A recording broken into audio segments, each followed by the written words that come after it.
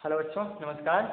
इससे पहले हम लोगों ने अभी पढ़ा था, हम लोगों की जो स्टार्टिंग हुई थी वो ग्रामर के इंट्रोडक्शन से हुई थी। ठीक, ग्रामर के इंट्रोडक्शन से स्टार्ट करके हम लोगों ने पार्ट ऑफ स्पीच के कई काइंड्स के बारे में अध्ययन कर लिया है। कई काइंड्स में हम लोगों ने बहुत कुछ सीखा, बहुत कुछ पढ़ा, और आप लोगों ने भी बहुत मेहनत किए। आप लोगों की मेहनत की सराहना करते हैं। और उसके बाद हम लोग आगे आज पढ़ेंगे प्रीपोजिशन के बारे में। किस बारे में बच्चों? प्रीपोजिशन के बारे में, जिसको हम लोग किस नाम से जानते हैं? संबंध सूचक अव्यय के नाम से जानते हैं। जैसे हम लोगों को पढ़ना है प्रीपोजिशन के बारे में। किस बारे में? प्रीपोजिशन। इसको हम लोग हिंदी में किस नाम से जानते हैं? संबंध सूचक अव्यय के नाम से जानते हैं। ठीक बच्चों, ये तो कंफर्म ही होगा। तो संबंध सूचक अव्यय के नाम से जानते हैं। संबंध सूचक अव्यय कहने का मतलब इसके अगर हम डेफिनेशन की चर्चा करें, इसकी डेफिनेशन के बारे में लिखें, तो डेफिनेशन में हम कह सकते हैं, जैसे ये आपकी डेफिनेशन हो गई। डेफिनेशन में हम लोग ले सकते हैं कि ए preposition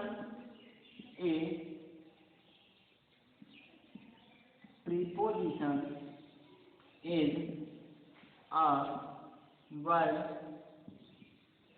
a word which is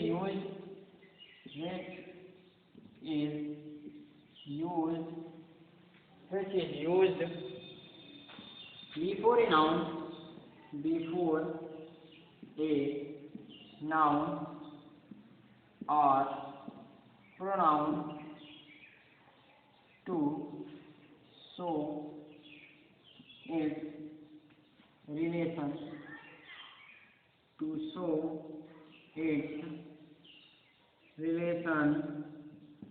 to another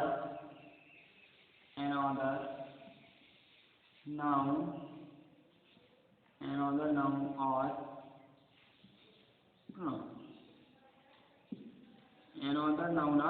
pronoun।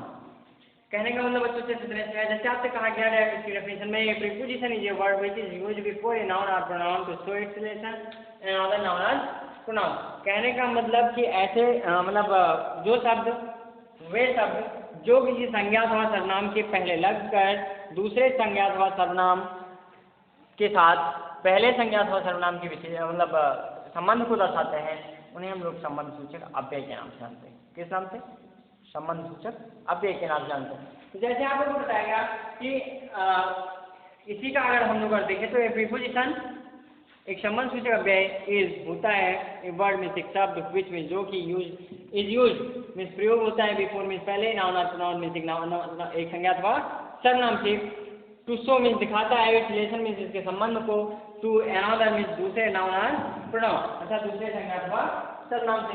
कहने का मतलब कि वे शब्द जो किसी नाउन अथवा प्रोनाउन के पहले लगकर किसी अन्य नाउन अथवा प्रोनाउन से पहले नाउन अथवा प्रोनाउन के साथ संबंध दिखाते हैं, उन्हें हम लोग प्रीपोजिशन के नाम से जानते हैं। जैसे मान लीजिए तमाम शब्द होते हैं, ए हो गया, अपान हो गया, एट हो गया, एटसेट्रा मान लो, और बहुत सारे होते हैं बच्चों। तो ये सब जितने वर्ड होते हैं, ये जितने भी वर्ड होते हैं, ठीक है, ये किसी नाउन अथवा प्रोनाउन के साथ लगकर उनके जो दूसरे नाउन अथवा प्रोनाउन के साथ उसी सेंटेंस में संबंध को दिखाते हैं। जैसे एग्जाम्पल पर चर्चा करेंगे। उम्मीद और साथ आप लोग को इसकी हिंदी तो समझ में आई भी होगी, अगर नहीं आई होगी तो आप लोग कमेंट करके पूछ लीजिएगा, फिर से बता दिया जाएगा। जैसे एग्जाम्पल की बात करें, एग्जाम्पल में हम ले लेते हैं, मान लीजिए पहला I will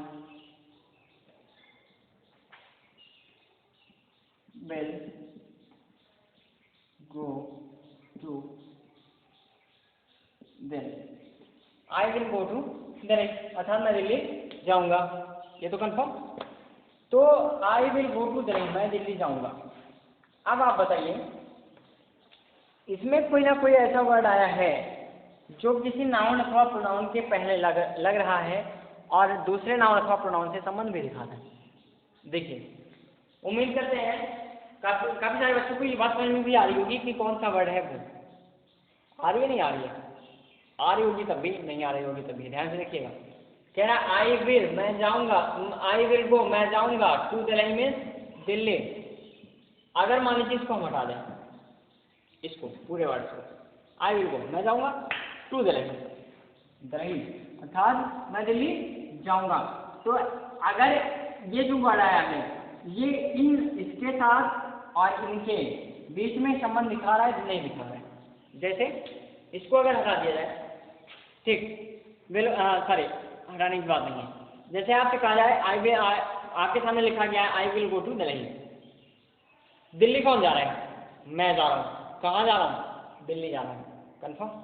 जैसे आपसे कहा गया कि वे शब्द जो किसी भी सेंटेंस में लगकर मतलब पहले नाउन अथवा प्रोनाउन का संबंध किसी अन्य नाउन अथवा प्रोनाउन के साथ दिखाते हैं। तो इसमें आपसे कहा गया कि I will go to Delhi, मैं दिल्ली जाऊंगा। लेकिन अगर आपसे बात करें दिल्ली कौन जा रहा है? मैं। और कहाँ जा रहा हूँ? दिल्ली जा रहा हूँ। इन दोनों के बीच में, आई और दिल्ली के बीच में ये जो टू लगा है ये संबंध दिखा रहा है नहीं दिखा रहा है? तो भैया ऐसे ही जो वर्ड मिलते हैं, जैसे आपसे अगला कह दिया जाए दूसरा, आई वेंट टू अमेरिका। ठीक, आई वेंट टू अमेरिका। तो अमेरिका कहने का मतलब आई वेंट, मैं गया था टू अमेरिका, अमेरिका, मैं अमेरिका गया था, ये तो कह रहा है।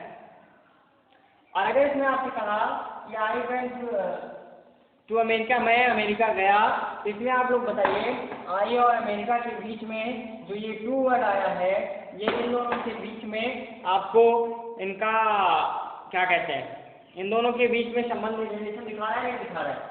और अगर बच्चों ऐसे ही कोई आपको वर्ड मिलता है जो किसी नाउन अथवा प्रोनाउन का संबंध किसी अन्य नाउन अथवा प्रोनाउन प्रोनाउन के साथ एक ही सेंटेंस में दिखाता हो, तो उसको हम लोग मतलब किस नाम जानते हैं? किस नाम जानते हैं? किस नाम से जानते हैं? प्रीपोजिशन के नाम से जानते हैं। ठीक है बच्चों, इसमें काइंड्स नहीं होती हैं, तो इनके हमें मतलब हमें इनकी काइंड्स के बारे में जब होती हैं तो अध्ययन क्या करना है। और तो जो प्रीपोजिशन होता है आपको बताया गया कि संबंध सूचक अव्यय होता है, इसको हम लोग संबंध सूचक अव्यय के नाम से जानते हैं। इसका मतलब एग्जाम्पल भी आपके सामने लिखा गया। एग्जाम्पल में आपको बताया गया कि किस प्रकार को मतलब कौन कौन से वर्ड ऐसे हैं जो किसी भी नाउन अथवा प्रोनाउन का संबंध किसी अन्य नाउन अथवा प्रोनाउन के साथ दिखला रहे हैं। इसी प्रकार कई सारे वर्ड्स होते हैं, जैसे एट हो गया, एमंग हो गया, बाई हो गया। ठीक है बच्चों, तो ये सारे जितने वर्ड होते हैं ये किसी ना किसी के बीच में, बेटवीन हो गया, ये किसी ना किसी के बीच में किसी ना किसी नाउन अथवा प्रोनाउन के साथ किसी अन्य नाउन अथवा प्रोनाउन का संबंध दिखलाते हैं। इसलिए इन लोगों को हम किस नाम से जानते हैं? प्रीपोजिशन के नाम से जानते हैं। इसी लेसन के साथ, इसी काइंड के साथ हम लोगों का अगला जो पार्ट ऑफ स्पीच का काइंड था प्रीपोजिशन का, वो भी समाप्त होता है। ठीक है बच्चों, प्रीपोजिशन का जो काइंड था वो भी समाप्त होता है। आप लोगों से बार बार अनुरोध कर रहे हैं, बार बार निवेदन कर रहे हैं कि अगर कहीं भी कुछ भी समझ में नहीं आ रहा है भैया, पर डे इसको देखते रहिए, पर डे लिखते रहिए, पर डे पढ़ते रहिए। कहीं भी कोई भी समस्या होने पर आप तुरंत कमेंट कर सकते हैं, हम लोगों से पूछ सकते हैं, हम लोग यहाँ उसका आंसर देंगे। लेकिन आप लोग ये मत कीजिए कि अगर हम लोग इतनी मेहनत करके आप लोगों के पास तक किसी कदर इस वीडियो को इस पढ़ाई के जरिए मतलब पढ़ाई करने के जरिए दिमाग से इसको हम आप लोगों के पास तक पहुंचा रहे हैं, तो आप लोग इसको चुपचाप देख के और निगलेक्ट कर दीजिए, हटा दीजिए दिमाग से, फ़ोन से हटा दीजिए। तो ऐसा बिल्कुल भी मत कीजिएगा, यही आप आगे चलकर आपको बहुत काम आएगा। गारंटी दे रहा हूँ कि अगर आप लोग ढंग से इसको पढ़ लेते हैं तो आप ये मान चलिए कि आपको ग्रामर में कहीं भी फंसेगा नहीं। आप साथ साथ ये भी देखें बच्चों कि आपको जो पढ़ाया जा रहा है वो बहुत ही बेसिकली पढ़ाया जा रहा है, बहुत ही लॉन्ग टाइप में पढ़ाया जा रहा है, लॉन्ग फॉर्म में पढ़ाया जा रहा है, जिससे आप लोग को पढ़ने में भी आसानी हो, समझने में भी आसानी हो। क्योंकि ये यहाँ ये मान के पढ़ाया जा रहा है कि हर मतलब सभी बच्चों के घर पेरेंट्स पढ़े लिखे पेरेंट्स मौजूद नहीं हैं, तो उस कंडीशन में आप लोग किसी से पूछना ना पड़े, इसलिए आप लोग कमेंट कर सकते हैं, या फिर इतने लॉन्ग फॉर्म में बताया जा रहा है तो उम्मीद करते हैं आप लोगों को समझ में भी आ रहा होगा। तो अभी तक हम लोगों ने जो मतलब पार्ट ऑफ स्पीच के काइंड्स के बारे में अध्ययन किया, उसमें आप लोगों ने पढ़ा जैसे हम लोगों ने सबसे पहले पढ़ा था नाउन के बारे में, ठीक है, नाउन के बारे में। उसके बाद हम लोगों ने पढ़ा प्रोनाउन के बारे में। उसके बाद हम लोगों ने पढ़ा एडजेक्टिव के बारे में। उसके बाद हम लोगों ने पढ़ा वर्ब के बारे में। उसके बाद हम लोगों ने पढ़ा एडवर्ब के बारे में। उसके बाद हम लोग पढ़ रहे थे प्रीपोजिशन के बारे में। तो नाउन हो गया, प्रोनाउन हो गया, वर्ब हो गया, एडवर्ब हो गया, उसके बाद एडजेक्टिव हो गया, उसके बाद प्रीपोजिशन हो गया। अर्थात आपको कुल मिला के लगभग आप जो पढ़ चुके हैं वो है आपका नाउन 1, प्रोनाउन 2, सेकंड हो गया, एडजेक्टिव थर्ड पार्ट हो गया, ठीक है बच्चों। उसके बाद वर्ब फोर्थ पार्ट हो गया, एडवर्ब फिफ्थ पार्ट हो गया, और आपका प्रीपोजिशन था जो था वो आपका 6 पार्ट हो गया। अब हम लोगों को जो पढ़ना है ओनली 2 पार्ट पढ़ने हैं। कौन कौन से पढ़ने हैं आपको बता दें कि हम लोगों को अब इसके बाद कंजक्शन पढ़ने हैं और इंटरजेक्शन पढ़ने हैं। यही दो काइंड्स आपके पार्ट ऑफ स्पीच में शेष हैं, जिसको हम लोग अगले दिन अध्ययन करेंगे। और इसके साथ साथ आप इसकी नोट्स बनाते रहिए और प्रतिदिन हम लोगों के पास सेंड करते रहिए। प्यारे बच्चों, इसी तरह आप लोग अगर अध्ययन करते रह गए और इसका नोट्स बन गया आप लोगों के पास, तो ये पक्का मान के चलिएगा कि आपको विद्यालय में इतनी मेहनत करने की आवश्यकता नहीं पड़ेगी। अगर आप अभी जब आपके पास पूरा टाइम है, आप घर पे रहते हो, अगर आप इस दौरान अध्ययन कर लेते हो तो आपके पास बच्चों पूरा टाइम है, उसको लर्न भी कर सकते हो।